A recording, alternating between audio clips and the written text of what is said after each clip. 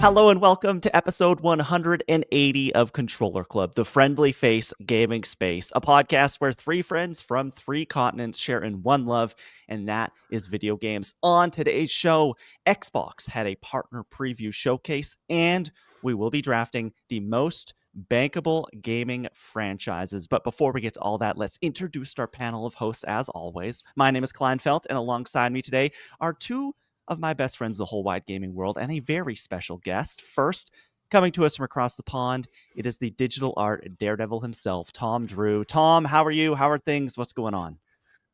Yeah, I'm doing good. I actually went to a Pokemon card convention yesterday. Of Very on course brand you for me.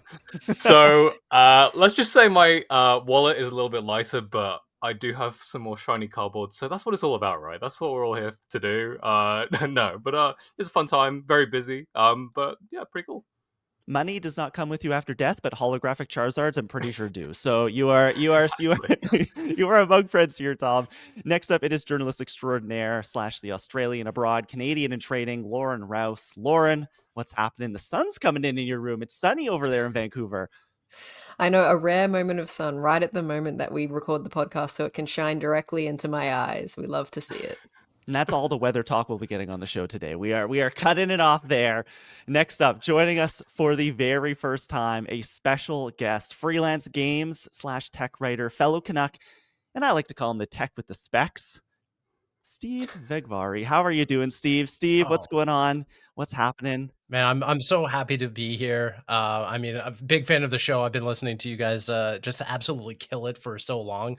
But it's actually been a pleasure to come on, talk about video games. I mean, what better way to spend a Sunday than talking about some games with some great people? So I'm ecstatic. I can't believe I'm here. Excellent. Well, thank you so much for coming on, Steve. You've got so much going on in your life. You can find Steve basically everywhere on the internet. He's on social media. He's doing podcasts. He's judging Canadian Game Award stuff. He is all over the industry. But I want to ask you, Steve, as we do with all of our special guests when we bring them on the show for the first time, just so the audience can learn a little about who Steve is. What is a game to get to know you? That is our icebreaker that we ask everybody.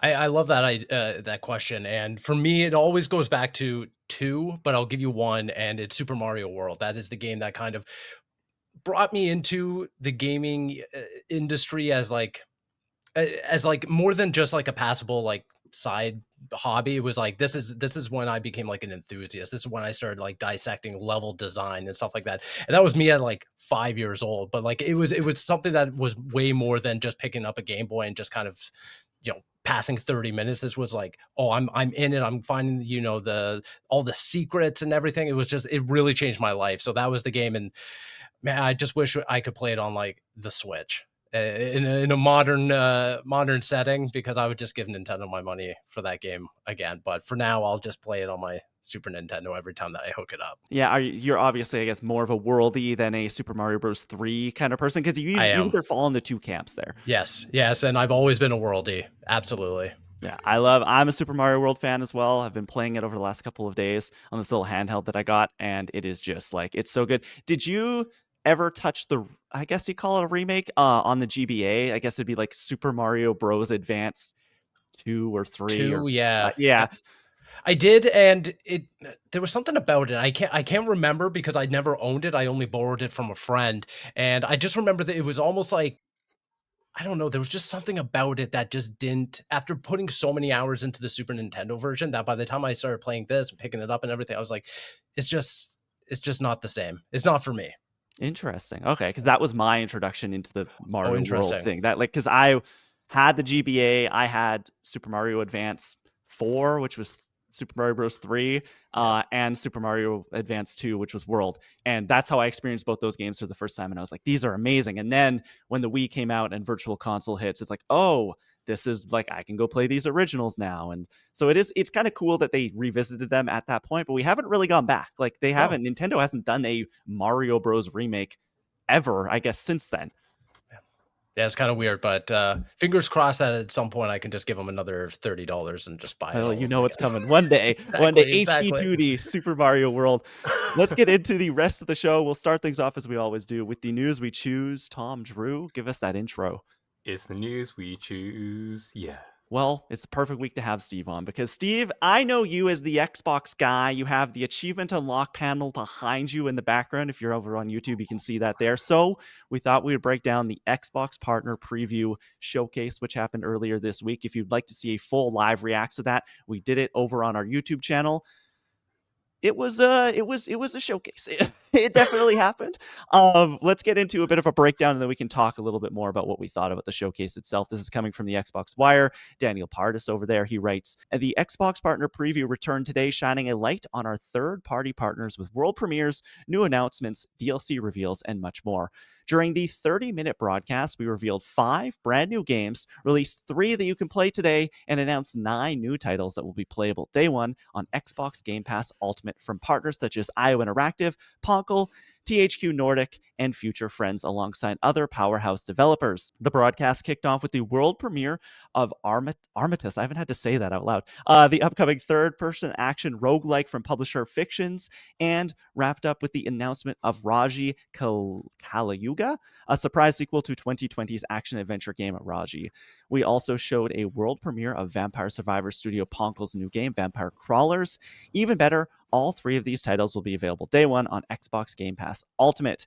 We also saw new DLC and an Xbox release for Dave the Diver, plus a first look at the wild new M&M elusive target mission headed to Hitman World of Assassination next week, among many other things. Yes, there was a lot more there as well. There was this delightful looking Hollow Knight-esque game where you play as a crow. There was, of course, we have it up on our TikToks, our reactions to this particular announcement, the James Bond car reveal, which was we thought we would maybe get a little bit more of that game, but we obviously didn't. But Steve, I want to ask you, as the Xbox guy, what were your thoughts on this particular partner showcase, and how are you feeling about Xbox just vibe-wise right now? Yeah, vibes are interesting. As far as like you said, kind of a loaded question. as a quote unquote Xbox guy, I mean, I play everywhere, but yeah, like I do love my achievements and I love the ecosystem. But it's been an odd year as they're in this transitional phase towards like a pseudo publisher, but then they're also teaming up with Asus for a handheld, and then still in the console market. It's very weird. So coming into this, I had lower than usual expectations. Obviously, it's November already, so we're not looking at announcements or reveals that will pack in the next 4 weeks of 2025. So we're obviously coming into this knowing, hey, this is going to be something of a 2026 spotlight. We're going to get. And jumping into it, I was like, okay, we're going to get 007 First Light, Tides of Annihilation, stuff like that. I was like, okay, we're setting the foundation here. We're not going after a surprise Half-Life 3 announcement that everyone was kind of going off about. Right, exactly. But I think as any kind of partner preview, partner direct, any kind of like when you look at a third party kind of showcase, it always kind of goes on like this objective vibes of who's watching it. For me, I found like a lot of games that I got excited for. Crowsworn was something that I played in 2024 when I went to Summer Games Fest, and that is a game that looked remarkably different from when I even played it. And then Echo Generations 2, and we can talk about some specific games, but coming out of this, I was like, oh, okay, there are games that speak to me. Other ones like the 007 First Light car reveal, I was like, what are we doing? Like, what are we doing with our? Why won't they show us this minutes? game? We have that one mission showcase that was like shaky, like the frames were dropping, and it just was not as action packed as I thought it should have been. And coming into this, that was the given. That was like the one thing they're like, oh, they're gonna have to like not redeem themselves, but they're gonna have to show us something bombastic. And it was like, hey, guess what? He drives a car, and that's it. And we're moving on to an alien convenience store game. And we were all sitting there on the live stream going, what just happened? Like, are they really? Okay, well, I guess we're moving on. Yeah. So it was like middling at best, but I was able to find a couple gems in there that I took away. And I was like, oh, I'm excited for the stuff that was shown. But as far as, a 40-minute partner direct, I was like, this, for a lot of it, could have been an email. Yeah. Lauren, we've had a few days to sit on it. How are you feeling now, looking back at the partner preview? Yeah, more or less the same about it. It hasn't really redeemed itself in any way in my thinking. Although I will say I am trying to find the positives. Like this whole year I've like learned to embrace a little bit more about the sort of the indie gems and trying to give more of those games a shot. And were like quite a few promising ones in the showcase. The main one that really caught my eye was this game called Erosion, which is like an isometric kind of art style, which had quite this kind of interesting premise of it's like you're in this like Western kind of world, and like each time you die, time moves forward, and then everything in the world has changed. So I thought that was quite interesting. Like a pretty good hook, so I will be keeping an eye on that one. But I was also just sort of overwhelmed through the entire showcase about how many of these weird horror games we have coming out, and these kind of like bland hack and slash kind of combat games. And I'm like, they're just rolling into one in my mind. And for Xbox to show so many of them in this one showcase was just sort of like I didn't understand the logic. Yeah, it's getting hard with the Souls influence on the industry is everywhere. And so you show something like Tides of Annihilation, and we'd seen this game before, and every time they show this game, I'm like, this looks awesome. But immediately from the get-go, you're sitting there going, which one of these is this? Is this the one that mixes the Devil May Cry combat in? Is this the one that mixes in Chinese mythology? And it turns out that this is the Devil May Cry one. It looks awesome. Like that game, there was stuff in that particular gameplay showcase that I think you and I, Tom, were sitting there going like, oh, this looks really cool, where they're playing with reflections and the boss is in the reflection of the water while you're trying to like dodge attacks above the water.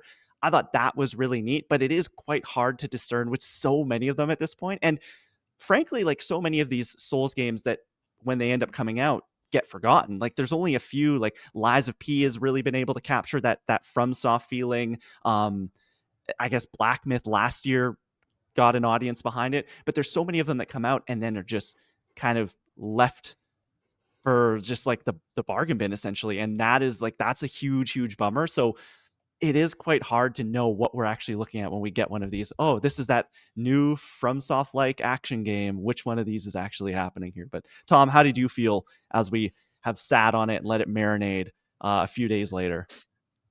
Yeah, I think like I guess I basically feel the same with you guys. Like I think it did kind of wash over me, a lot of these announcements, and I think it is just because of like the way the Xbox was kind of setting the expectations going into it. I mean, the fact that like 007 was one of the big like headliners of the thing. It was like the thumbnail of our live stream, and it's there for like 30 seconds. It's kind of like what it's we're not going to show a little bit more, which is fine, I guess, but it just does feel a little bit odd.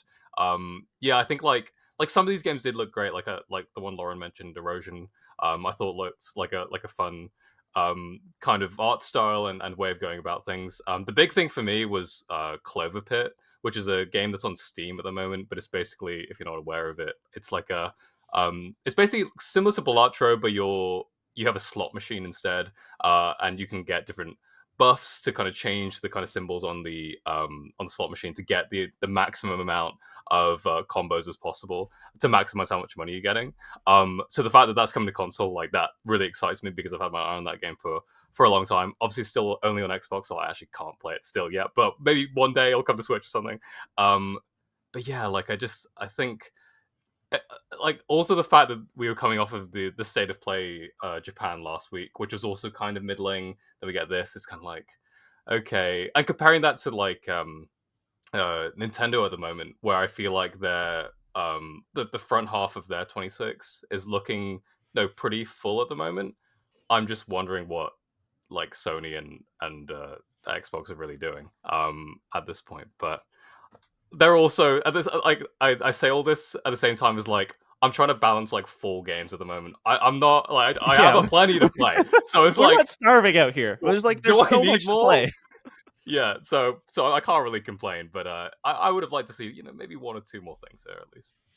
Yeah, it's difficult as we get into these showcases, especially this late in the year, because we are like the Keighley Awards are so close. It is like 2 weeks away, and we're gonna sit down and we're gonna have 4 hours of trailers and things thrown at us. So, what can you throw into these other showcases, whether it be this one, whether it be the State of Play, that is like actually available? What does the marketplace of announcements and news and updates look like from an industry perspective right now, and with the Game Awards coming up? And also the holidays kind of slowly ramping up here.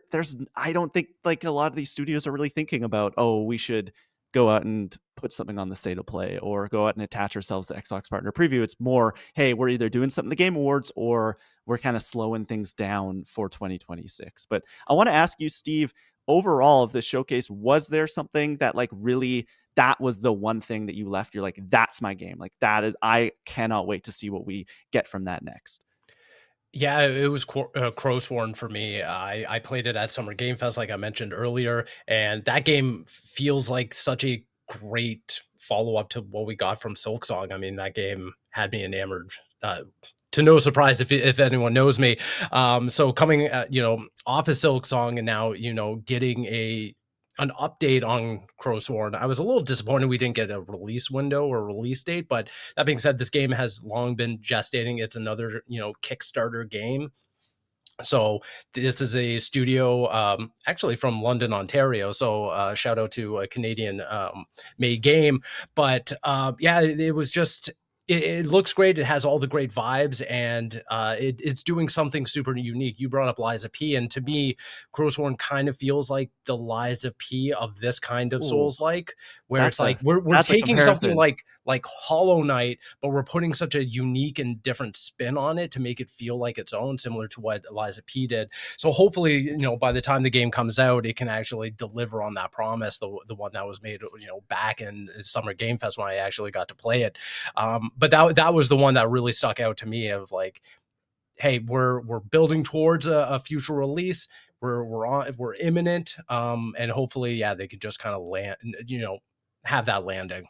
For sure. I mean, perfect time to drop a trailer like that, as we are now 6 weeks post Silksong, and Yeah. people are slowly wrapping that game up and going, man, I need another hit of that. When am I going to get that? Drop this trailer, and you're going to have a lot of people who maybe before Silksong wouldn't have checked out Crowsworn, but are now like looking, they have a void in their heart that they need to fill. Tom, was there something else for you that you mentioned Clover Pit? Is that kind of the highlight as we leave the partner preview? I think so. Yeah. I'm just on Cross one like quickly. I think you mentioned it, Klein, in the on the live stream, but like I think we are definitely in the era of the like the Soulsborne thing was definitely stemmed off of Dark Souls 3 and Sekiro and the popularity of that. And then obviously going to Elden Ring, and then now we have all these other Souls likes, and then Hollow Knight comes along, and like now there's going to be plenty of other games that are trying to kind of emulate that formula. And Crowstorm seems to like be doing that for sure. Like I think the like the bosses and just like the movement, like Silksong feels very different to Hollow Knight in terms of just like how like the momentum basically, and this kind of does seem to be capturing that Silksong has, which is cool. Um, but yeah, in terms of games for me, it probably is Clover Pit. I don't know. I like the gambling mechanics in games. I don't know. I'm just addicted. I guess it's a lot of fun, and like the whole kind of meta narrative of that. You're kind of trapped in this thing and forced to do this. The atmosphere of it, like I think it's a cool way of spinning that Balatro form. It's similar to like what I was just saying about like Soulsborne's coming, and then now Silksong Like's also potentially coming. I think a lot of people are looking at Balatro and be like, how can we twist that kind of formula and apply it to other things? And I think Clover Pit is like a really good example of that. So I can't wait to just the fact I think that's another thing that was on Game Pass. So I can't wait for people to like check that out because it's great. It's a great game. Lauren, other than Erosion, was there anything here that really like perked you up? I'm actually shocked that nobody's brought this up yet. This was obviously the highlight of the showcase, but Hitman's going to kill Eminem. That's right. What a Eminem bizarre coming to Hitman World of crossover. Assassination. I was looking because they've done a few of these like celebrity crossovers before in Hitman, Yep. and so far, at least, I think Sean Bean was one of them, and we have Which makes Eminem. It's like sense. it does make sense, but it's just like so just here, there, and everywhere. Like there is no rhyme or reason with who they're gonna have. It's you are teaming up with Eminem to kill Slim Shady. I want to know how this conversation started. Is this something that is Eminem a huge Hitman fan? Did they reach out to his people? I have no idea. But when that trailer started, I was sitting there going, "There's no way this is what it is, right?" And then it was. We are going to. The death of Slim Shady is here. Mom Spaghetti showed up in the trailer. It is just like kind of nuts that this exists. Yeah, and it's funny too because Aya's doing James Bond, Yeah. and the fact that we arguably got more Eminem Hitman content than we did like 007 in this showcase is just like hilarious to me. But yeah, like it's certainly something. I mean, it's cool that they keep supporting this game. Is this like free? Did they say whether it was just like Yeah, a a free lot of these elusive targets are always free. They're just kind of like an update that exists within the game for like 2 weeks or something. Like there's a Right. window in which you can participate. Sure. Which is, but I mean, like the fact that it's free, like, is it's great that they continue to support the game and like, because everything I've played like a bit of the new Hitman, but not played a ton of it. But like everything I've seen from it, like they've just put so much care into it. And you know, it is a silly crossover, but you know, at least they're giving them some new content. Like I think that's fun at least. Are you a Hitman person at all, Steve? Was this a game that you fell in love with years ago and have continued to keep up with?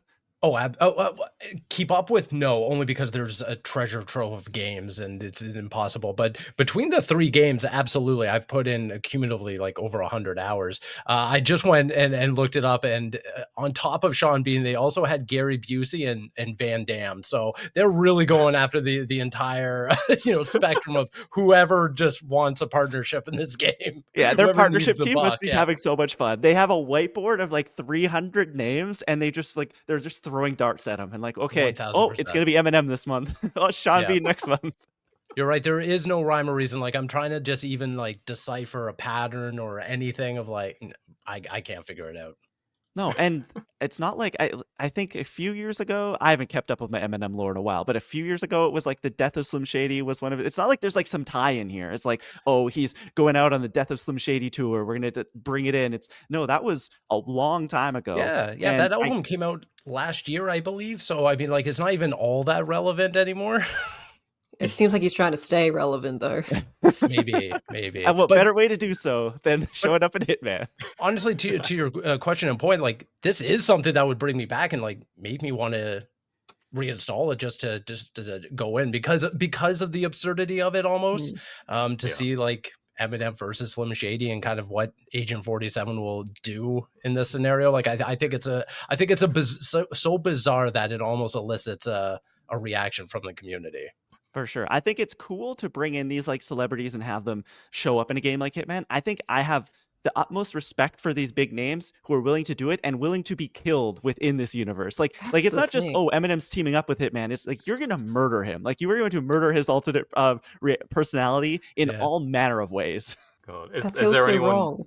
Yeah, it's a weird thing for like a real person to be in this, I suppose. Yeah. But is there anyone you want to see? I don't want to. This sounds weird, but like this feels like bait. Man. This is bait. Maybe we shouldn't go there. Yeah, okay, sure. Give me Team up Hitman with them, across though, the maybe. Muppets. Okay, Fozzie that'd be Bear. pretty fun. Yeah. I want to kill Fozzie Bear. Waka Waka chandelier comes down.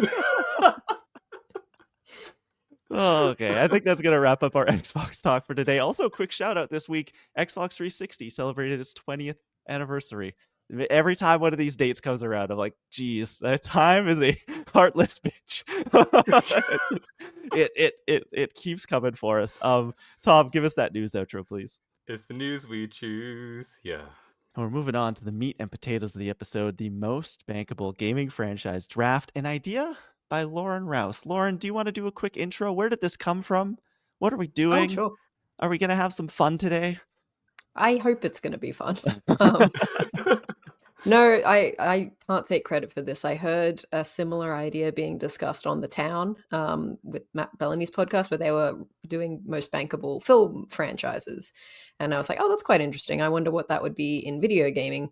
And so what we're going to do essentially is have, be fictional new studio owners. And if we had the option to pick up any video game franchises now, which ones we think would be the most profitable to like put a stake in. So we're going to have 3 picks each. And franchises means not studios or connected universes, but specific like video game series. So something like Uncharted is a franchise, but we can't pick Naughty Dog as a whole.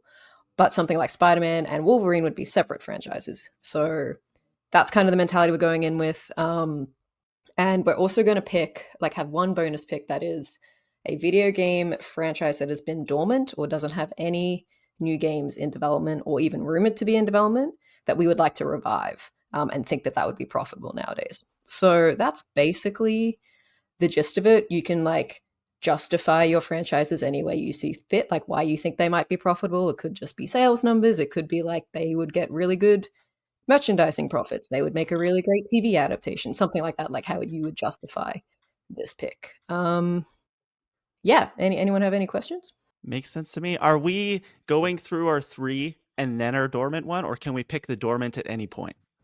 I think pick at any point. Okay. If you want to get it off there's the like a board name early, for go the ahead. dormant one you want right away.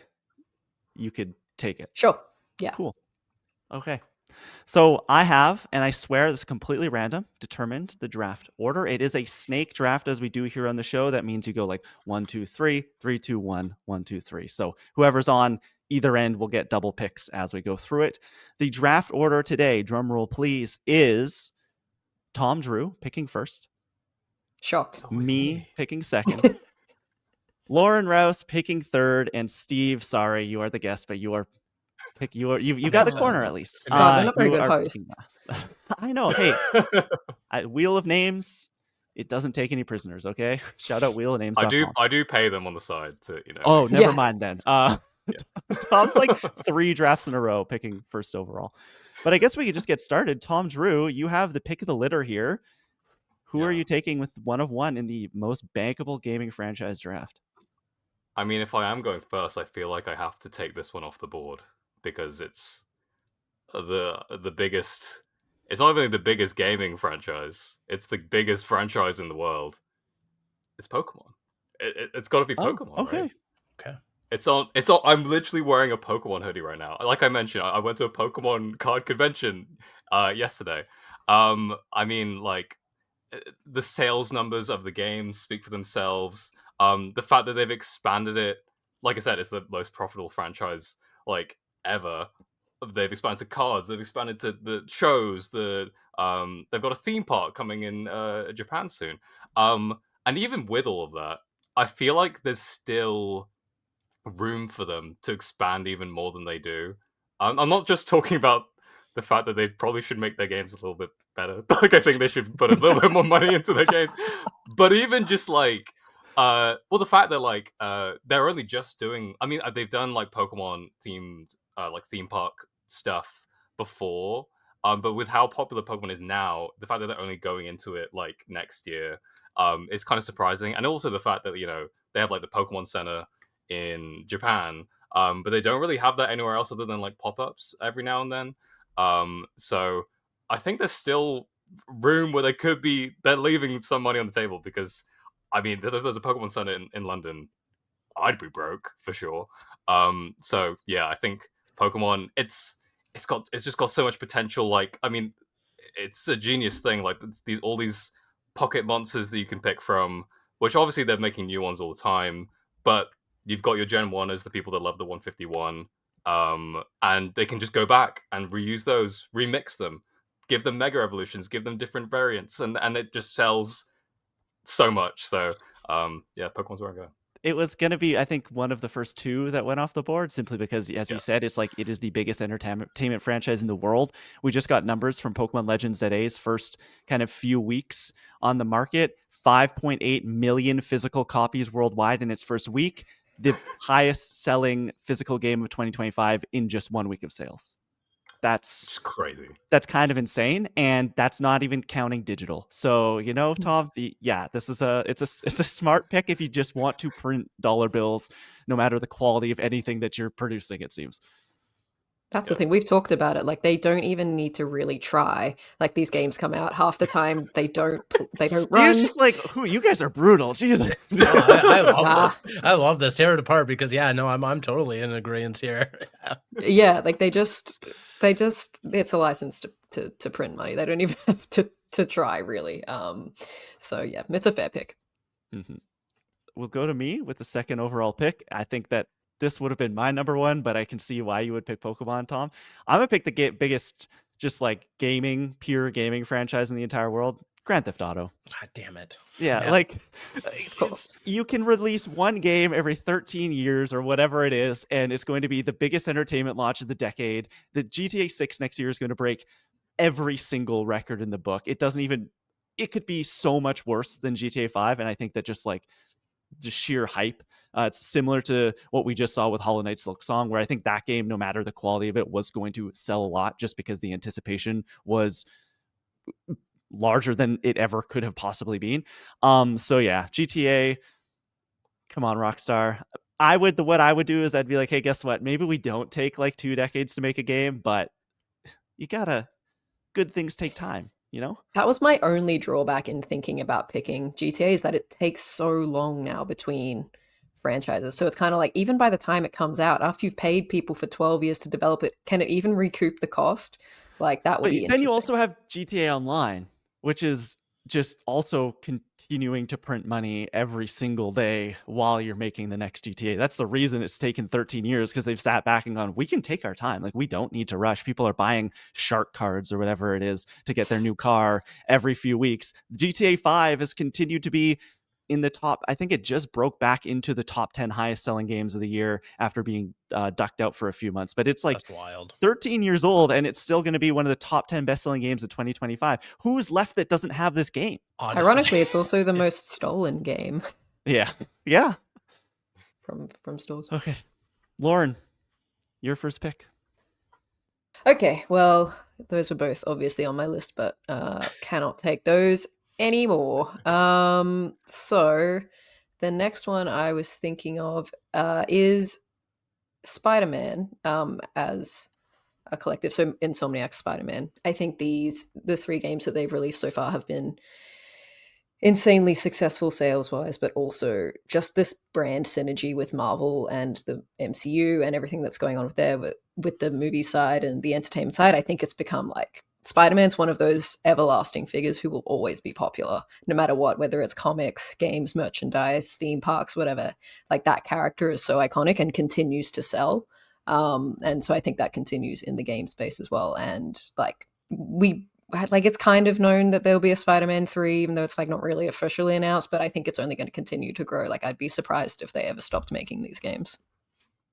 They are the Marvel studio now. That's just that, like, as much as I would love to get as many more Ratchet and Clanks as they're willing to give me, Insomniac, they're going to keep making Marvel games, and that'll be X-Men games, that'll be Spider-Man games. Yep. Steve, are you into the first 2 Spider-Man games? Did those jive with you?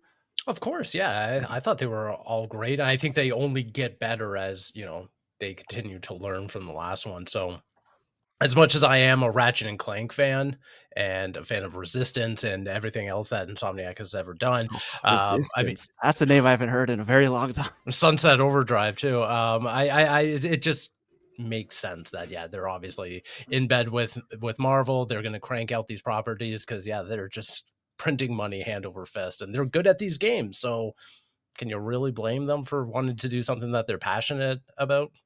Yeah, and can we please stop bad-mouthing Spider-Man 2? I don't know what's gone into people in the last 18 months, but that game was way better than Spider-Man 1. Way better. Yeah, dramatically better. And there's some revisionist history going on where people are just pretending that it's a bad game. I don't understand it. This is just what happens. This is the cycle. The web wings change things. Okay, Steve, you've got a pair of picks here. So what will be your first? Yeah, the first one, I'm actually surprised no one picked this one, but given Pokemon and Grand Theft Auto on this list, it kind of makes sense. But I'm going Minecraft. And that being said, I mean, Minecraft as the sole property of the core game, I think it's already such a bankable entity. It's been, it's an evergreen game that just continues to thrive and grow and amass a community of, audiences young and old. It kind of grows with audiences. But now, you have spin-off games like Minecraft Dungeons and some other ones. And I think that there's a lot of untapped potential within that. I mean, they've experimented with the Telltale games as well. But I think that you can really kind of, in the right hands, make another kind of Minecraft game within different genres and stuff like that. And then obviously the marketing and transmedia aspect of that, you have the Minecraft movies. You can even, if it was me, adapted into a series or something like that. And then obviously just print money with all the different merchandise and tchotchkes that kids go out and buy, the little wall lanterns and everything. as much as my time with Minecraft has come and gone, I do respect the fact that it is kind of like a mainstay within pop culture, and you got to give it to Mojang. But yeah, for me, that would be like the go-to, is just get in there and kind of massage it a little more to kind of grow with its audience a little bit more. Like, not make it like a mature rated Minecraft game, but make something like a little more a little more maybe cinematic, or a little more like teen based or something like that, so that players don't have to just at some point just be like, wow, I'm 18 years old, am I still going to be playing Minecraft? No, it's just going to be, I'm going to go on to a different Minecraft game, because for people who didn't play it, Minecraft Dungeons was a legit like Diablo-esque Minecraft game, and had like a lot of layers to it. It was very, very good. That's a title specifically that I'm surprised they haven't come back to, because Honestly, it was great and then just kind of disappeared. yeah, it was disappointing, but yeah, for what it was a really fun game. Tom, you're a noted Minecraft fan, so Oh, you're all yeah. over this. I love it. I mean, it's crazy because I've gone back into not necessarily Minecraft playing it, but like just Minecraft YouTube. I'll shout out the 1,000 player rich versus poor video that I'm not Ish even a made. Minecraft player. That's one of the best YouTube videos of the year. Genuinely one of the best maybe movies I've seen this year. It's incredible. If you haven't seen it, honestly, what it's insane. But like, it's crazy how sustaining this game has been, and it's had like its ebbs and flows over the years. I mean, obviously you have the Minecraft movie, which is also like a hugely successful part of this too. But like the fact that kids today still kind of grow up with this game, and then Mojang's able to continue like updating this game because of that. I think it's really special, and it's like the creativity through its players and what you're able to do with it. It's just really cool. So yeah, this pick makes sense. It was definitely on my list of one that I was looking at. Steve, while we're on the topic, can you look into your crystal ball a little bit? Does a Minecraft 2 ever exist? Is that something that ever happens, or is Minecraft just, this is kind of what it is and we're building upon it forever? My knee-jerk reaction to that is probably just stick with Minecraft, because you run into Overwatch 2 syndrome, where you have amassed such an audience, and so many people have bought into Minecraft, like the game, across PC, like every platform at this point.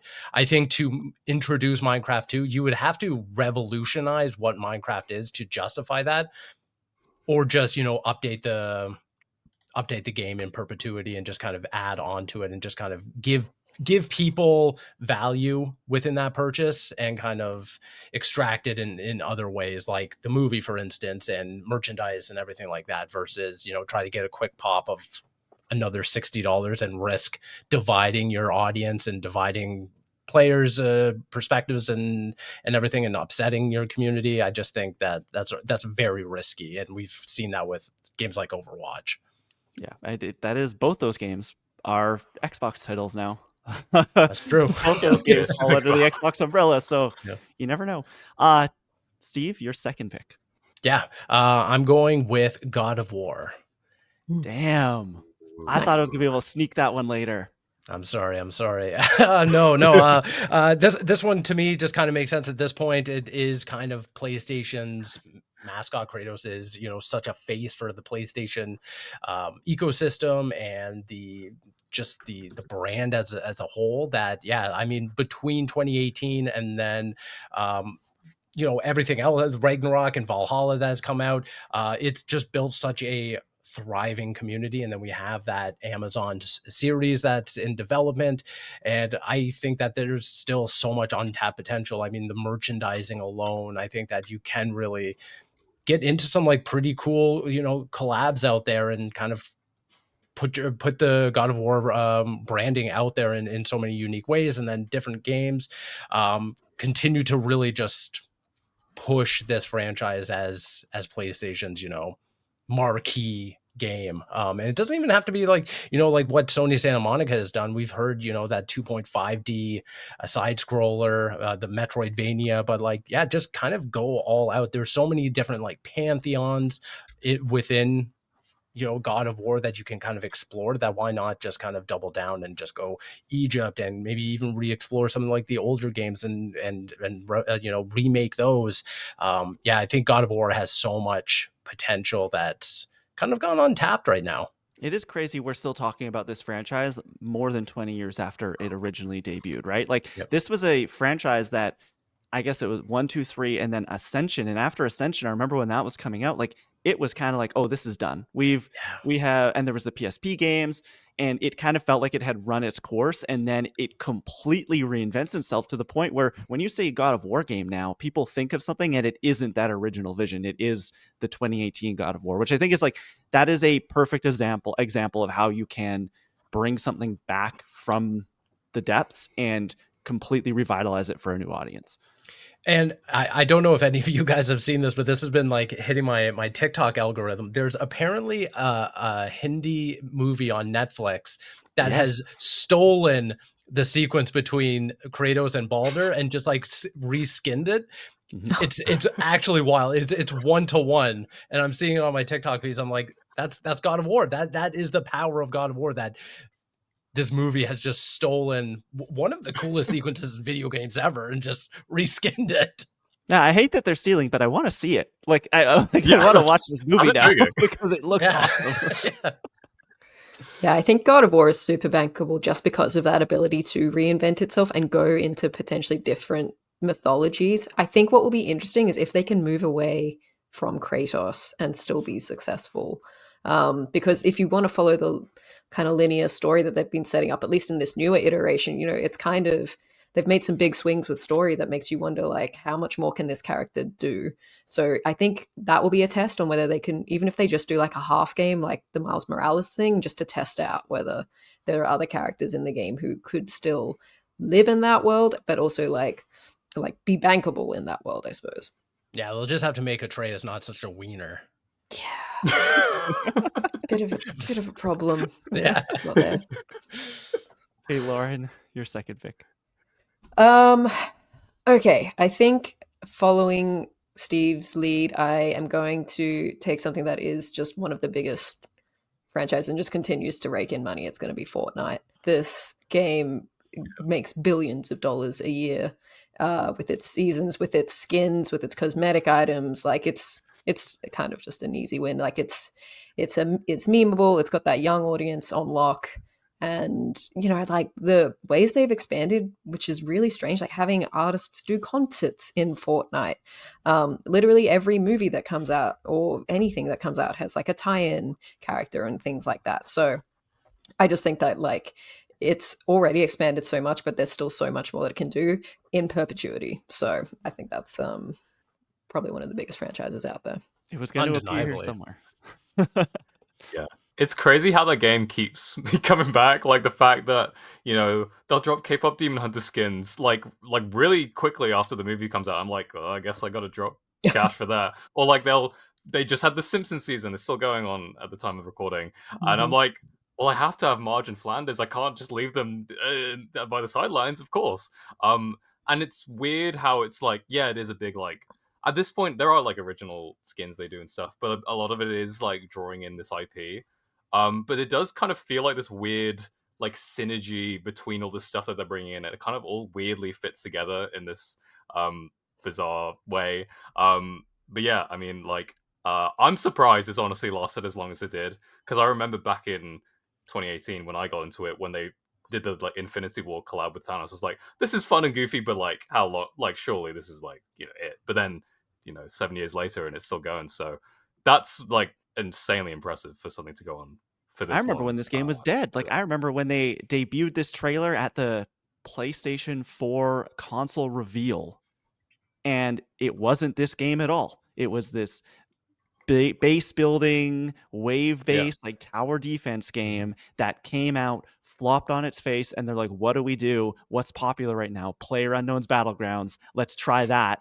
And here we are. Like, that is the craziest thing about this game, that this game was not supposed, Fortnite was not supposed to exist after 6 months the way that it initially came out, but they brought it back, and now it's the biggest thing in the entire world, and it just prints money. And it's funny you bring up the Simpsons collaboration specifically, Tom, because that to me kind of, it does indicate that maybe Fortnite is branching out a little bit, because that's like, I don't know how many 7 or 9 10-year-olds are watching The Simpsons nowadays, and a lot of the references in this season right now are like classic Simpsons references.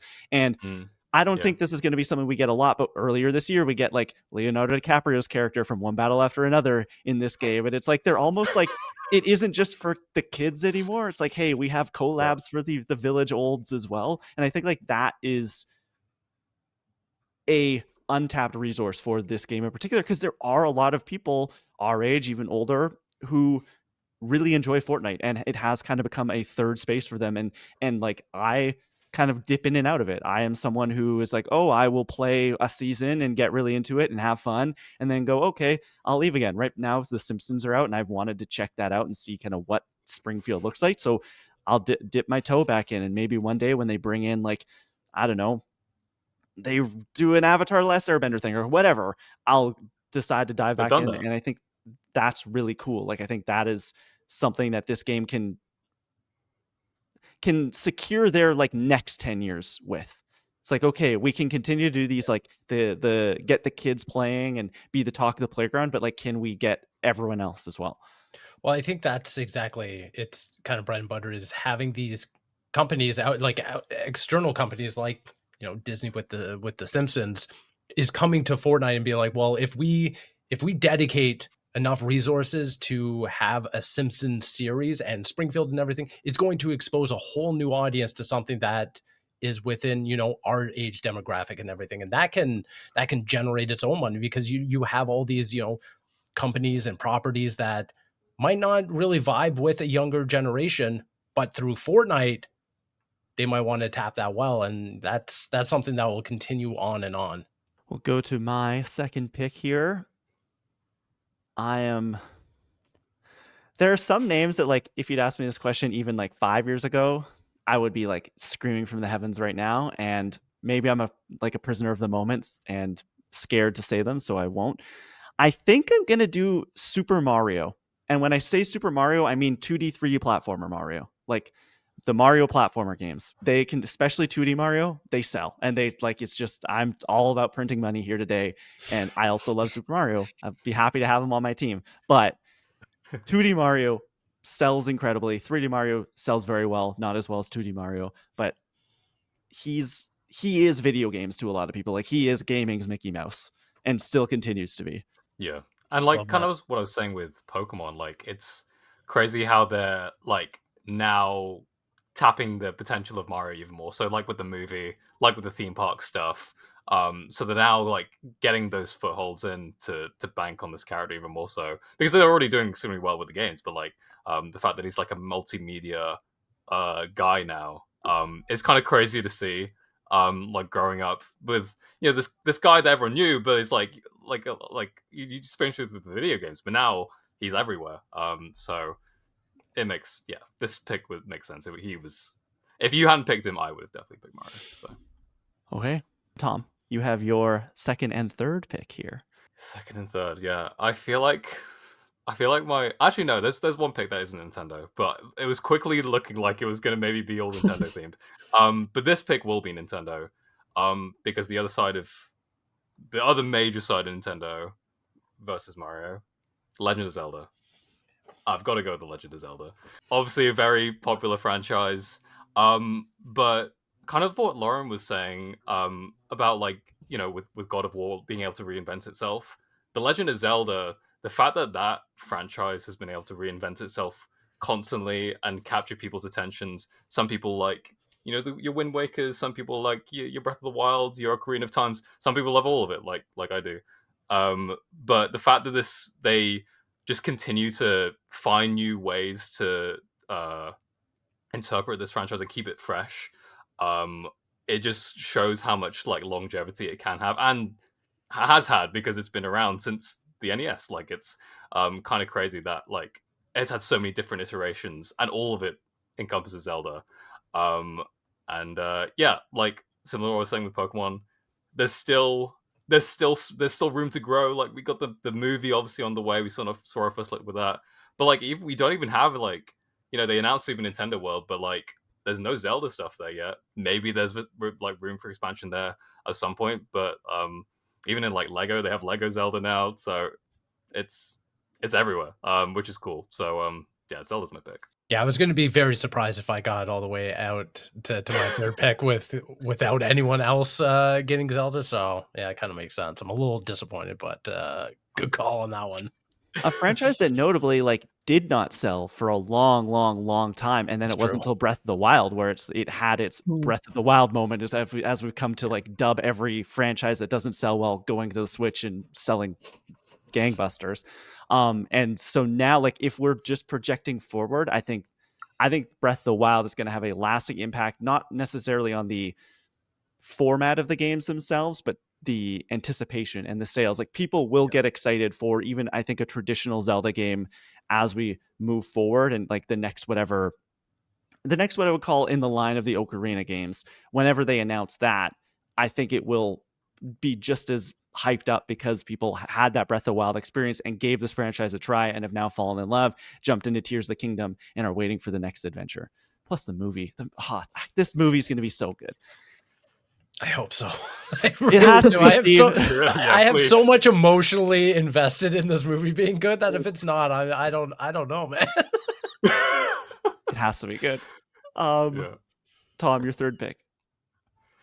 Third pick. Yeah. I was looking because of Are a you lot gonna of leave it this. I was dormant? looking at like. Are you gonna do dormant here? Are you gonna I'm leave gonna save board? my. Okay. I'm gonna save my dormant for the end because I don't know what you guys will have to say about it. But we'll get to that. But yeah, a lot of this I was looking at like the best-selling gaming franchises. And one that was like it just missed the top 10, and I was surprised that it was this high. But I'm gonna go with a horror franchise. It's a franchise I like a lot. Resident Evil, which is at number 11 on the best-selling video game franchises of all time, apparently, according to Wikipedia.com. Just found this website, very informative. But yeah, I just couldn't believe it. I'm like, this is like obviously it's a popular franchise, but like to be that echelon, pretty wild. And again, going back to that reinventing thing, Resident Evil has seen so many. It's obviously all horror, and there's connective tissue, but it's seen so many different iterations. Most apparently seen with 7 Biohazard, like that shook up the formula so much. And now they just seem to be on this run of each game feeling like such an event, and like everyone wanting to like try it out. And yeah, I just think it has so much potential. Again, like a lot of these other franchises, still, similar to like Zelda, like the movie's on the way. And we've had other Resident Evil movies over the years. Yep. Not so great. Not as good. But this next one seems promising. From Zach Kreger. So I think if they manage to capture that, and people kind of really gel with that, like Resident Evil could become like even more of like a household name, potentially, which is kind of insane. So yeah, Resident Evil, just it's I got my eye on it. I think it's sitting right under that top 10 just because, like, think of how many games they've released. Like, it's just the sheer number of Resident Evil releases is insane, and it dates back almost 30 years. Yeah, that makes sense. I think this is like the gaming horror franchise. When I have to think of one in my mind, it's Resident Evil. And like you say, that ability to go in so many different directions, where it can be like, we're in a weird snow village, or we're in a house with Lady Dimitrescu. Like, there's so many different ways that they can go that will keep it being fresh. So I don't think it's really, I think that's a good pick. Mm-hmm. Okay. Third pick here. I think I might do my dormant one. Oh. Okay. And I have a couple, and I think one might be fairly controversial when I say it because you guys might argue it's not dormant. Another one could have a game announced before the end of the year. And if we're talking just about printing money, I think this game's going to print a lot of money, but it's not announced. So I'm going to do my dormant pick, and I'm going to say Half-Life. Yeah, I would count that as dormant. Okay. I think so, yeah. Okay. I'm going to... And I don't care if we never make another Half-Life game after Half-Life 3. But Half-Life 3 is going to make so much money. Like, you thought the hype for Hollow Knight Silksong was high. This is going to rock the boat unlike anything we've ever seen before. And I can't believe it's actually, like, I don't know it's actually happening. I haven't heard anything. I can't believe there are people saying that it is happening, and like people I respect saying that like before the end of 2025, Half-Life 3 will be announced, which is absolutely bonkers. Just a nutso proposition as somebody who's followed this industry for so long. This is the game that was never supposed to happen, and it seems like it's happening. So yeah, Half-Life is my dormant pick. It's a good one. I mean, I think there's no argument there that this game, if it launches and it, to me, the stars are aligning that, yeah, it kind of feels like this game has to, with the Steam machine coming out and just the conversation right now, it feels like the temperature is like, no, it's by next year, we'll probably have played Half-Life 3, which is pretty cool. So yeah, I'm about this one as being like a bankable IP, and I think that it has so much untapped potential because for a long time it had only been relegated to like the PC or an older audience, and then over time, but not within like a traditional time frame, but over time it had started coming out to like different platforms, and now you can play it like on the Steam Deck, that a lot of people can.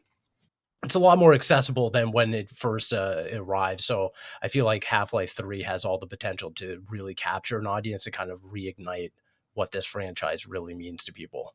And they finally seem to have a team within Valve, that like Campo Santo, who are passionate about Half-Life. Like Right. they came in and they were like, no, we don't want to work on the game you bought us for making. We want to go do something else. And Valve is very much like, hey, if you're passionate about something, go and pursue it. And they did Half-Life Alyx, and it was groundbreaking. It is the VR game still. And so I think that if they can bring that to Half-Life 3 and do something amazing, make it an absolute 10 out of 10 masterpiece, which I don't think is a crazy thing to think could happen, it will reignite this franchise. This game will be huge. And then if that passion is still there, they can go do it again with whatever, Half-Life 3 Chapter 2 or Half-Life 4, whatever we go to next. And I still think that momentum is going to carry them. Like, we could be at the beginning of a new era of this franchise, not just like, hey, we're going to get Half-Life 3, but there could be so much more. Does this lead into Valve doing like a Half-Life adaptation at some point? Because we're in the age we're in right now. I think that there is so much untapped potential with Half-Life specifically being one of the most celebrated PC games of all time. Yeah, it's kind of crazy, like, that for how good Valve is at making games, that they have made so few of them. And I guess that is part of it. Is like, it's really easy when you have Steam under your umbrella, you know? Like, yeah, it's like, a license to print money. Funnel that money into game development. I don't know, but like, I guess that's part of it. Is like, it's so scarce. Like how frequent like they make their games is like each one feels so special. So yeah, like when 3 hits, if it hits, I don't know if it will or not, but it's gonna be crazy. Do Half-Life 3, then I can get a Portal 3, and that's all we really want. Yeah, please. Lauren, your third pick. Right. Okay, I am going to save my dormant for the end, I think. Which means I only have one more franchise, and there are so many. But I think I will go with Assassin's Creed, because that's another franchise that has so many untapped directions, and I think can continue to evolve, like the current strategy where there's like kind of a sort of game that's like for the old Assassin's Creed players, that's a bit more what the franchise is known for, and that there's also these other really like expansive open world RPG, like Ubisoft sort of open world games, that, you know, we've had Odyssey, which was Greece, Valhalla, which was Vikings, and like even this year with Assassin's Creed Shadows, which I think, you know, it was received well, but it kind of the conversation dissipated really quickly. That still sold like 5 million copies, so it's not even like it's hard at this point. So I just think like this is a franchise that they'll never run out of content to try. They just need to tap the movie part a little better. Yeah. The only thing that held me back from Assassin's Creed was like, what is Ubisoft right now? Or like, what is this team even look like? Ubisoft right now? doesn't matter because I'm buying it. I know, but you're going to bring the team with you, and it's just there's so many things up in flux. But yeah, Shadows sold crazy well. I didn't think it did sell that well, and then the numbers, I think this past week they were looking at like the top 10 games of the year, and it's up there, and that's just the continued lasting impact of this franchise. Yeah, I feel like obviously it's been around so long that it has a dedicated fan base that will show up no matter what. But I think as time has gone on, people also like hate play Assassin's Creed, where they're like, oh, I'm going to buy this. I'm going to start playing it just so I know that I'm going to hate this and that I know that this is going to disappoint me. Yeah, so I feel like it's a mainstay property. I'm a big fan of Assassin's Creed as well, but yeah, I would love to see them do like a proper adaptation for a movie or a series. I feel like that would like really go hard of like even the series, like every season being a different time or like an era or a timepiece. That would be really, really cool to see. Am I They just crazy? need to drop the Abstergo stuff. Have they talked about a series? Like I thought, isn't Yeah, Netflix yeah. doing an anime? Someone's doing an anime. Yes. Netflix, I think, has an anime and a live action in development. Okay, Yeah. I think so. interesting. Okay, Steve, I'm actually shocked that I got all the way through this without this one. And it's Tetris. Hell yeah! Like that would have been one that would get didn't even taken cross off my the board mind. really early. But Tetris is an evergreen title. It's for everyone. It's available on every platform. They even made a movie based on the origins of Tetris, and it's like, yeah, to me, like Tetris Effect is this trippy ass game you can play and just vibe out to. Like there are so many different avenues you can take Tetris. That I feel like this is such a mainstay. I mean, it is pretty restrictive in terms of the merchandise, I feel like, but I feel like because of what Tetris is, it can be understood by so many different audiences around the world. There's no like real localization that you need to worry about. It's just kind of how do we bring a new unique kind of like style or flair to Tetris? You don't have to reinvent the wheel because as history has shown, people just show up for a new Tetris game as long as it looks cool and brings like the good vibes to it. And that's if this was my studio and this is how I would be putting forward, that's exactly what I would don't try to reinvent the wheel with Tetris, just kind of keep business as usual with this one. Yeah. Thought about Tetris, but it isn't Luminous, so I said no, I can't. Oh, that's fair. That is yeah. That's but a good even like pick, with even with you mentioned Tetris Effect and even like Tetris 99, like the Battle Royale, That's basically Tetris, like the ways they find ways to shake up like such a classic formula is super impressive, and people, like you said, Steve, like people show up for it. And like it's an undeniable thing. Tetris is like one of my favorite games ever because it's so fun to drop blocks and it's so satisfying when you get a Tetris. It's so cool. So this makes sense. This glad it got mentioned at least. And your dormant pick, Steve, your last one, the dormant franchise. Oh, man. So I've had a few written down here, and yeah, this one's a tough one because I feel like there are so many that does have that like untapped potential to them. But I feel like I'm going to go with one that I kind of teased out a little earlier, and that's going to be Resistance. Only because Sony really has dropped the ball and fallen so far behind on games as a service and having its own like multiplayer game that I feel like Resistance kind of has that brand recognition to a certain extent. I think it's kind of waning as time goes on. But that being said, I mean, like it has been 14 years since the last mainline game, but every single one that has come out, I mean, it's only been, 3 mainline, but they've all pulled like mid to high 80s. They've been very respectful in their own right. But obviously Insomniac is way too busy to ever go back to the well with this one. But I feel like there is a world where you can revitalize Resistance, bring it into like the multiplayer fold, maybe do, a brand new campaign, revitalize that. But I think that, you could do something really cool with it to kind of make it a sustainable and intriguing games as a service game and kind of bolster Sony's live service aspect that they've kind of just been struggling with for so many years. And if Sony ever wants to, hit rich with the live service, they're going to have something with kind of the brand recognition, something that's identifiable. Insomniac's a studio that it actually surprises me that PlayStation hasn't gone to for more of a multiplayer leaning thing, because what are they so good at doing is making these weapons that feel amazing to use and are incredibly unique. Even Resistance has some great weapons in it. And so being able to take like bottle some of that like Halo energy where every fun new weapon feels as good as it possibly could, and doing a multiplayer thing, have it be games as a service. I guess like Spider-Man's the reason that doesn't happen, because they are very much on the Marvel treadmill now. But the second you said Resistance as something like a games as a service, I don't know if I would go as far as like thinking that might be a great idea, but Insomniac doing that could work for sure. I just don't know if Resistance, like as a PS3 gamer, I loved Resistance. Those games are amazing. The Vita game, we don't need to talk about that, but the first three are so good. I don't think people remember how good they were. That's fair. Yeah.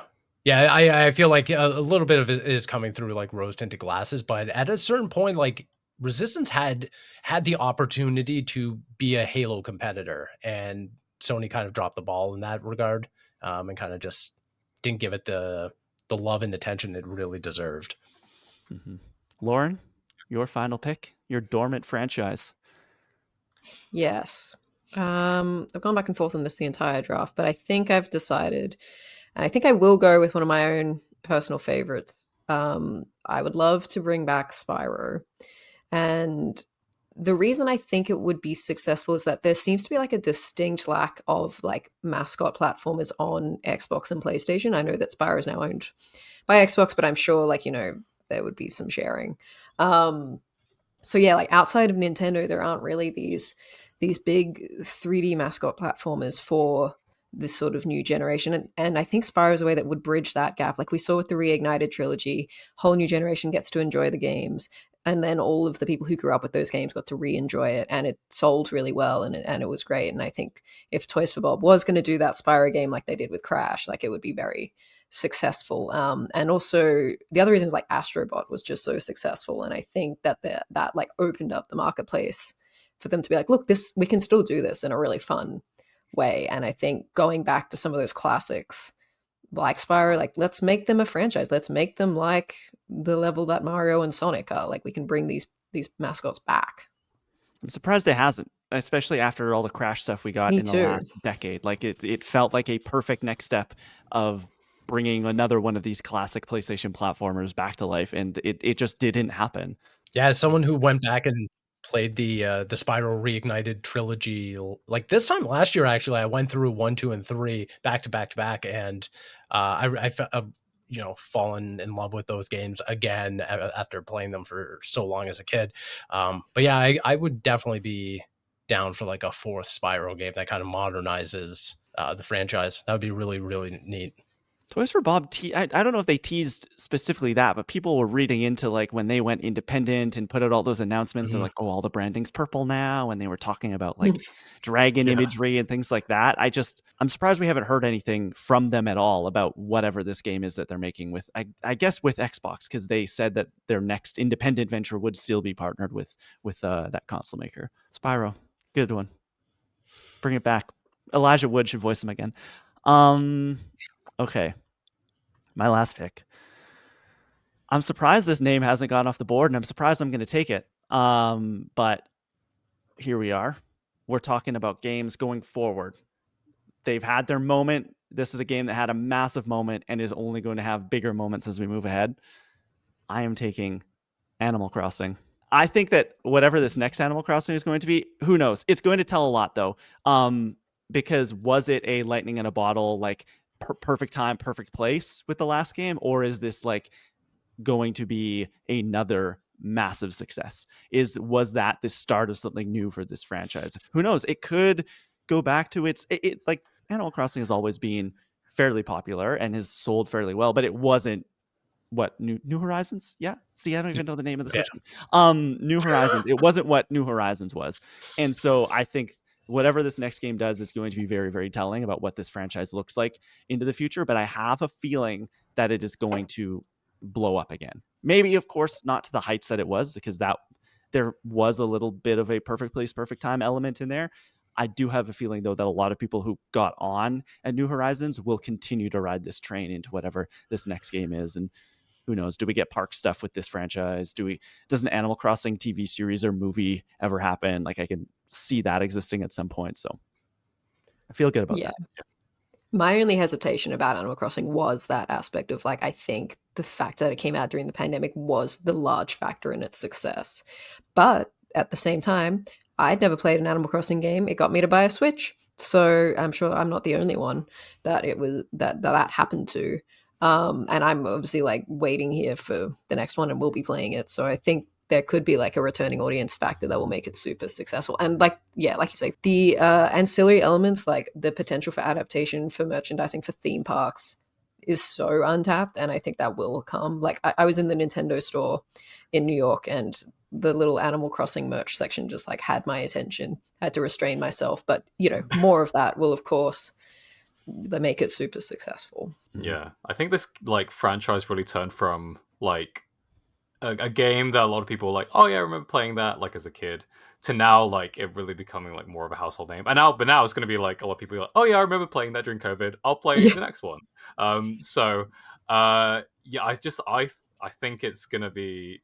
I mean, I think it's going to be a system seller. Like it's got so much more room to grow and to like like you said, Clint. I don't think it's going to like it might not immediately get to those heights that New Horizons did, but I'm certain that like the appetite's still there because so many people I knew who never like dipped their toes into gaming, like jumped at the chance to play this game and they were completely obsessed. So that's such a rare thing I think for a game to capture is to like essentially convert people over to becoming gamers.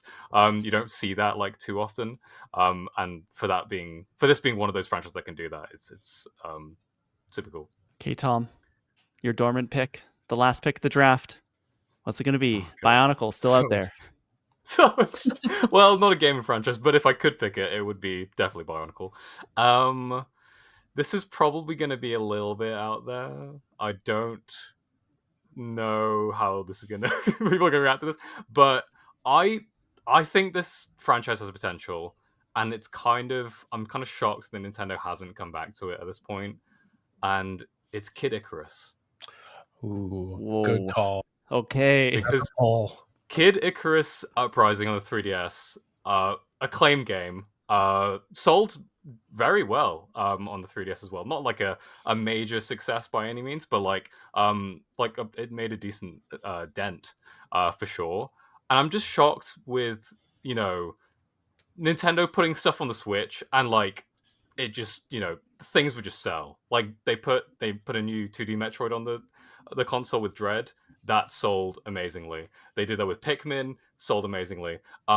And I'm just shocked that they didn't do that with like some of their other franchises, like Kid Icarus, because that, especially Uprising, was dying for like a port over to the Switch. It's got such a different gameplay style where it's like a third-person shooter, which kind of occupies a different sort of genre for Nintendo that hasn't really been tapped. I guess Splatoon is kind of that, but that's more multiplayer. I guess there is a single-player aspect to it, but I'm just kind of shocked that they haven't gone back to that. Obviously, Sakurai has been very busy. He worked on Uprising, but he had to do Ultimate, and then he's been doing Kirby Air Riders. So the man, he's got stuff to do.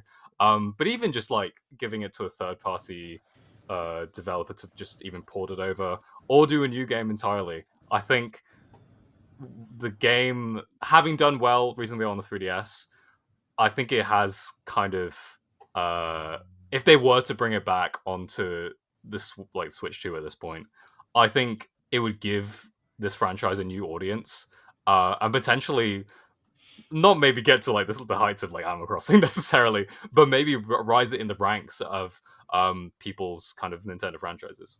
Maybe to the heights of like Fire Emblem, right? Like, I Yeah, mean, sure. look at in the same way that like Pit was introduced to a new audience of people in Super Smash Brothers Brawl, and it showed up, and people were like, who is this Angel Man? And then we get Uprising, and nothing really else after that. But you look before that at what like Melee did with Roy and Marth, and people are like, who are these characters? Then they bring Fire Emblem over here, and now it's one of like the Nintendo mainstays. And so I thought when they announced Pit for Brawl, that was going to be this is going to be the new thing that they do with each of these games, where it's like, hey, this dormant character, we're going to bring him back, we're going to give him a new game, and then it will be a franchise moving forward. And we didn't get that. We got Uprising, which came out, People who played it liked it. I remember it hurting a lot of people's hands was a big complaint. Definitely. But Yeah. they haven't done anything with the franchise since then. And I do think it ultimately comes down to like, this is kind of Sakurai's baby, and he is being very busy. Nintendo likes having Smash Brothers games come out, and he is the one who makes that happen. I think that Kirby Air Riders was like a nice distraction for him. I actually probably think that that is something he told Nintendo he would do so that he could, like, as a bit of a break or as a bargaining chip to keep him on for the next Super Smash Brothers game. So I don't think we're getting more Kid Icarus in a while, because next it'll be Smash Bros, and then whatever, he probably will retire at some point soon too. He's getting up there. So I like Kid Icarus, and I want to see him back, is basically to sum up my thoughts. It is kind of crazy when you look at Smash Brothers as a property. Pit is one of those outliers where it's like there's probably an entire generation of dedicated Smash players where they're like, who is this guy? Like, there's no, like, outside of him being in Smash, there is no relevance to this character whatsoever for so long, because Uprising came out in what, 24? 2012. Oh, 2012. Okay. So still, there's still old. Yeah, it's still quite a while since there's been like a relevant game in that series. Yeah.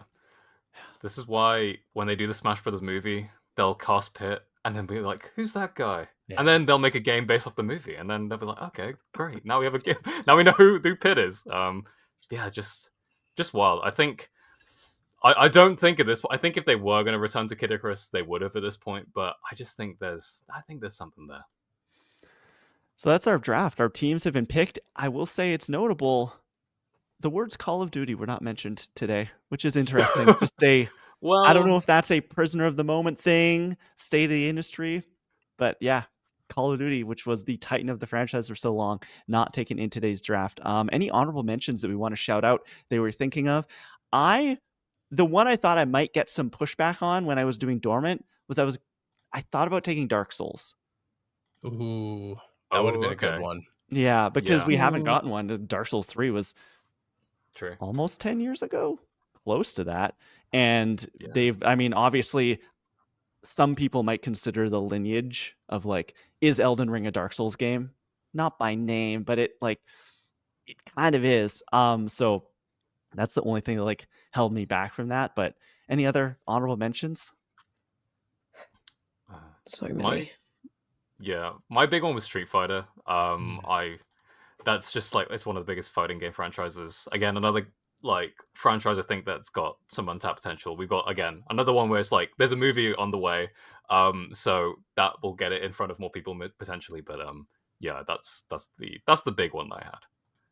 Yeah, one that was really close to making it, but I decided not to, was going to be Splinter Cell, and that's only because I would have gotten really heated at how abused I am as a fan of this franchise, that I just could not bring myself to bring this to the environment of the Controller Club this week. So there's a remake happening. Cool it down. They're remaking that franchise, or one of those games. I think it got a new director this past week for, like, the third time, but that's okay. It's happening. Great. Yeah, the copium is still thriving within my veins. I'm feeling really good about it. I think the director they just hired previously worked on the remake at some point in its development as well. So he left, did something else, I think released a game, and is now back. Yeah, that sounds about right. Yeah. Netflix, Splinter Cell Death Watch. Yeah. Lauren, any honorable mentions? Yeah, a couple that didn't quite make it on my list were The Witcher, because I think Witcher 4 is going to be insanely huge. Yep. And Fallout. I think that franchise is one that Bethesda can continue to rely on. Mm-hmm. Thought about Elder Scrolls. Like, I don't know. I don't know what 6 is going to do at this point. I think if you had asked me the day 6 was announced, I would be picking it here today. But time has, like, not been super friendly to a lot of those Bethesda games. And now with 6 coming, will it be able to revolutionize that franchise or make it feel, frankly, like a modern Western RPG, and not like stiff and like what a lot of the Bethesda stuff feels like. Okay, let's get out of this into what we've been playing, and then we'll get out of here. Tom, what have you been playing over the last week? You have written down you've been farming, which surprises me. Stardew Valley, giving it a shot, finally? Yeah, I have had Stardew Valley for ages, but it's one of those games that's like so intimidating that like I don't even like dare to touch. But this week, I gave it a shot. My flatmate, Jenny, like is a Stardew obsessive. I mentioned I had it. I was like, hey, "You want to give multiplayer a try?" And she's like, "Sure." So she showed me the ropes. It was a lot of like micromanaging to like maximize our crops each day and make sure we were on top of things because like I don't know if you guys have played Stardew, but like if you get to the end of the day and it goes past 2 a.m., you basically pass out from exhaustion. And like it caused a whole other bunch of problems, and like so she's like, no, we gotta get home right now. So it's funny because I'm from the outsider looking in. It feels like a very cozy game, and there are very cozy moments. Like the art style is beautiful, the music, but it can be stressful because you are like trying to fit so much into a day. But God, I am obsessed with it. I think it is so cool.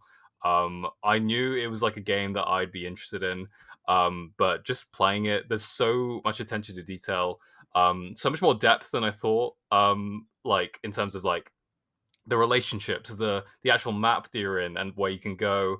Um, I've only played like a couple hours, but I've loved what I played. I think Lauren, have you played Stardew? Because if you haven't, I think you would love this game. No, I also It- own it, but just haven't played it. yeah, I could tell like because I think we're very similar this way. If we start it, and I have started it now, which is maybe a problem, but it would just like take over because there's Yeah. so much to it. But yeah, just been having a lot of fun with that. Shout out Stardew. I went through a Stardew phase in my life, and very much it consumed days when I was living on my own in this snowy small Canadian town. And it was just like, I will tend to my farm each and every day. And yeah, you can definitely lose yourself in it. I don't think I would like, I've been thinking about going back to it for quite a long time, but I have to like keep in my head, there's other things to play. And Concerned Ape is working, like Haunted Chocolatier is coming. We have a new Yes, game That's coming right. that hopefully can capture some of that magic again. Steve, were you a Stardew person at all? You seem to be nodding along as everyone's been talking about it. Yeah, like you, I went through a phase, and in another world, this would be like a forever game for me where, you know, this is the game that I go back to every single night right before bed or something like that. But yeah, at a certain point, I think I probably put in cumulatively like 60 hours into it. It was just one of those games where I was like, I got what I needed out of it. And Mhm. I'm happy to step away, but I love this game top to bottom. The art style is incredible. The characters are amazing. The gameplay loop, like you said, Tom, is like on its surface pretty easy to understand, but there are so many layers and there's so much depth to it. As much as you want to like explore and you want to like unpack that, yeah, you can really dedicate so much time to it. And the simple fact that this game has been supported and has gone on as long as it has is something to really, really commend. If you Mhm. get a chance, Tom, pick up Jason Schreier's first book, Blood, Sweat, and Pixels. Yeah. Okay. Because one of the chapters is about this story, and it is incredible. Like the Concerned Ape Okay. story is amazing. It's just one guy who quit his job and Yeah. decided to develop it. He was going to essentially develop it forever until people came to him and said, you need to put something out. Like we've had enough supporting you." And then he does, and he makes millions of dollars. But yeah, Yeah. like that is one of the best stories. I think Stardew has probably one of the best fishing mini games in any game I've ever Oh, played. it's so good. Yeah. I Yeah, love the totally. Stardew fishing mini game. Yeah. Steve, what have you been playing over the last little bit? It seems like you've written down here you've been getting in on some of the Arc Raiders action. Are you a terrorist in this game? Are you out there like griefing people? Like I see all the TikTok clips of people doing it, or are you friendly? Are you making friends and joining duos and going out and saving the day? That arrow can go either way just Okay. based on like there's a split second like in every single round where I'm like, who am I going to be? Am I going to be the heel? Am I going to be the fade? Like, yeah. But Arc Raiders has just become like my obsession right now, and there are so many games to be playing, whether it's Kirby Air Riders, Call of Duty, even. But Arc Raiders is just the game that I cannot put down. And I've been saying it over and over, but like I have not fallen in love with a multiplayer game like this since Warzone came out in 2020. And this is just something that I think about all the time. I think about when am I going to be able to hop into, you know, a few rounds of Arc Raiders, do a couple raids just by myself. Like this is the first like extraction shooter that has really sunk its teeth into me. It's the first one that I feel like is accessible and friendly to people who want to join up with like a small squad or play totally solo. The vibes are pretty good.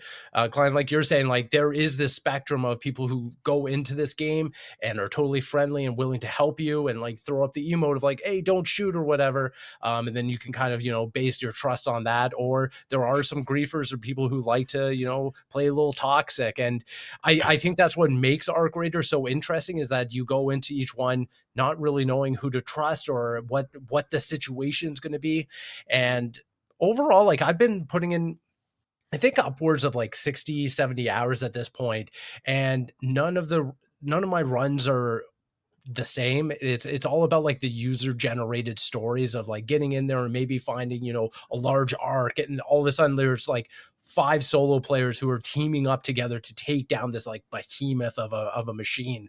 Or, you'll hear gunfire off in the distance and you see like one person just being swarmed by these like little arcs and everything. And you're like, well, I could either wait for the chaos to kind of subside and maybe pick his body for like whatever he's got on him, or I can take some pop shots and kind of like try and save his life and everything. And like there were just like so many organic moments that even the developers could never program into this game. And it's all because of this community of, friendly players, of toxic players coming together and kind of like understanding what this ecosystem is. And yeah, I've just never really seen a game pop off in such a unique way like this since probably maybe Helldivers 2, where this game kind of like went viral just on the sheer like player stories and player moments that kind of are emblematic of what Arc Raiders is right now. Do you think it has the juice to stick around, or is this like you're having so much fun right now, but by January, like you will have left this behind and the community will have left it behind? Or do you see this kind of sticking around for quite a long time? I think it's all going to come down to what Embark, the studio, really does to support it. I mean, they did already drop like a brand new map. They did put in like an actual substantial update within, I think, like the first week and a half since the proper launch. And then I know in December they have like this big in-game moment where it's called like the I think it's the I can't remember what it is, but you're essentially like going out and hoarding like mass like resources to build this ship so that you can send your player off and get like permanent unlocks and XP. And that's kind of like the seasonal progression, is going in, amassing all these resources and everything and building towards like one thing for your player. So I think like having little things like that is really going to make or break this game, is like ongoing content and reasons to log in each day. There is like a pseudo battle pass that you can kind of engage with. But I think it is just kind of having like fresh moments and fresh reasons to go in and play with this community. And hopefully, going back to it, this community of friendly people and toxic people kind of stays within like the balance that it is right now, and hopefully doesn't skew too close to like the griefers or cheaters or anything like that, because then the game kind of falls apart at that point, in my opinion. But whether or not I'm still going to be playing with, I'd love to believe that at very least it's always going to be on my Xbox or PlayStation dashboard, and it's something that I pop into maybe once a week.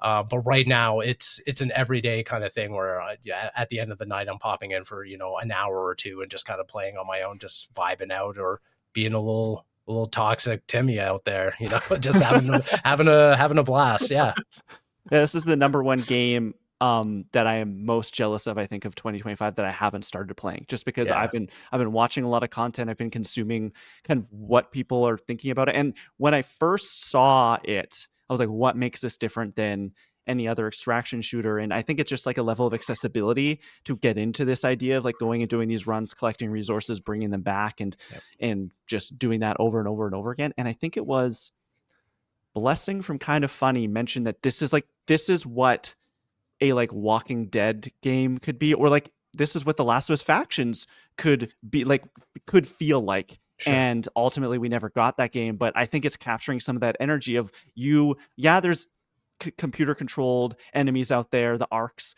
but it's coming across or hearing the footsteps of another player and knowing, okay, there's a threat. Are they a threat? Assessing the situation, interacting with them, and coming out of it however you may, whether that be by shooting them dead or teaming up and going and doing your own thing. And I think like that is such a cool thing, where, as you said, a developer can't program that. Like that is all community based, and the community around this game has really like started to build it up. And I want to jump in. Like, I really, really think that I could have a lot of fun with it. And you seem to be able to have fun playing solo, which is exciting to me, that you don't need a team of people to go out and play.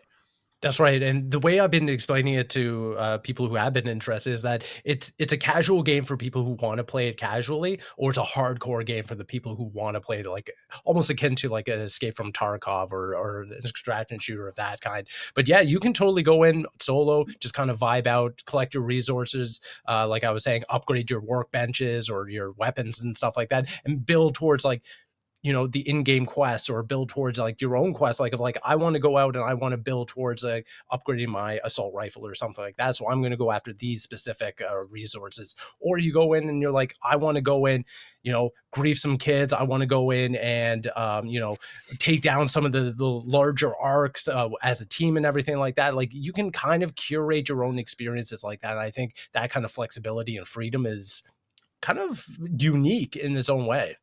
The best are the videos of the people who come across the other group and they're like, hey, like, we're cool, we're friends. And then they go along with them for about 20 minutes, and then it gets to a point where someone on the team goes, okay, these guys got to die. And they turn around and, and take their stuff.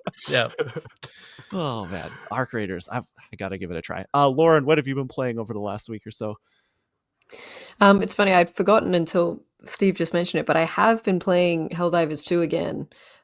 Just dipping back in, and every time I go back in, I'm like, you've added some new way to torment me. Like, now in the Illuminate faction, they have these giant, like, we've been calling them rat kings because they look like just flesh monsters with lots of arms that will just run at you. So that's awful. And there's also these like these ships that do like these strafing bomb drops on you that just, I got killed by one like 4 times in a row. So hate them. But apart from that, just been doing my juggle of Ghost of Yotei, Hades 2, and I'm replaying Dispatch again. I want to go back and make all the different decisions. So enjoying my time with that. Excellent. I've just been sitting waiting for Metroid Prime 4 at this point. That's why I haven't started anything big. This past week I was like, do I do Silksong? Because I 100%ed Hollow Knight right as Silksong came out, and I was like, this is one of the best games ever made, and I just haven't tried Silksong yet. Yeah. But I think just I'm gonna want to really sit with Silksong and commit to it. But with Metroid Prime in 2 weeks, like when that comes out, it is just going to be that. So I went on Steam and saw that Chrono Trigger was on sale, the PC port. It was like $3, a game I've never played. What a delightful classic RPG. Like, I totally understand why this is considered the greatest RPG of all time. The characters are amazing. The music is insane. Like, the music in this game is absolutely incredible. It uses a very like Final Fantasy VII active time battle sort of deal, where it's not necessarily fully turn-based. You are waiting for a meter to fill. When that meter is full, you can attack, and your various stats to kind of dictate how fast that meter can fill. And then you can do these like awesome little techniques within the battle where you are like doing a big cross across the battlefield to hit enemies in a big X formation, or you're doing a big spin that kind of sweeps around and hits a couple enemies at one time. And I think it's just such a unique iteration on that classic turn-based formula that we had seen in games before that, like the Dragon Quest series and a lot of the early Final Fantasy stuff. And I'm loving it. It's Akira Toriyama did all the art for it, so all these characters look just appropriately Dragon Ball. You're like traveling across time and dealing with problems in each time, but also going on this mega quest as this party together. One of the characters is a medieval frog knight who is just my favorite thing that I've witnessed in games in 2025. He talks like a medieval knight would, but he's a frog. And yeah, Chrono Trigger is so much fun, and I'm gonna keep chipping away at it. I have had to dip into the mod scene a little bit because this game is a SNES game and it is very hard. And so I was like, you know what? Maybe I'll make it so like I have a little bit more health than I would necessarily have at this point in the game, just so I can actually get through it, because I do not want to sit and grind for hours like a lot of these Super Nintendo RPGs ask you to do. And yeah, I am loving it. It is my favorite RPG of the year so far, and I did play Expedition earlier, so that does say a lot. But yeah, Chrono Trigger, if you get a chance, I think it's still on sale on Steam. It's absolutely worth the price of admission. Yeah, one of my big blind spots, RPG wise. I gotta get around to Chrono Trigger. Maybe I will. Maybe I'll pick it up on Steam. Let's go crazy. Let's do it.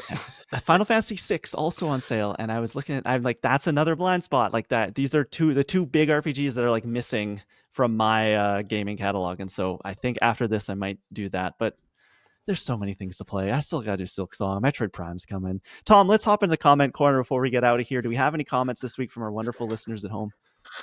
Yeah, just a couple of comments here on some of our reels.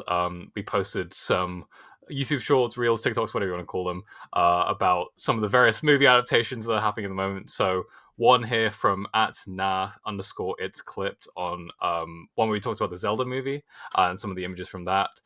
They say, I thought The Rock was going to play Zelda. That's actually incorrect. The Rock is playing a Goron in the movie, actually. Because he's a rock. It's because it's rocked. So, yep. And then we got a comment here on another video where Klein and I were talking just before the Mario Galaxy movie Direct that they held.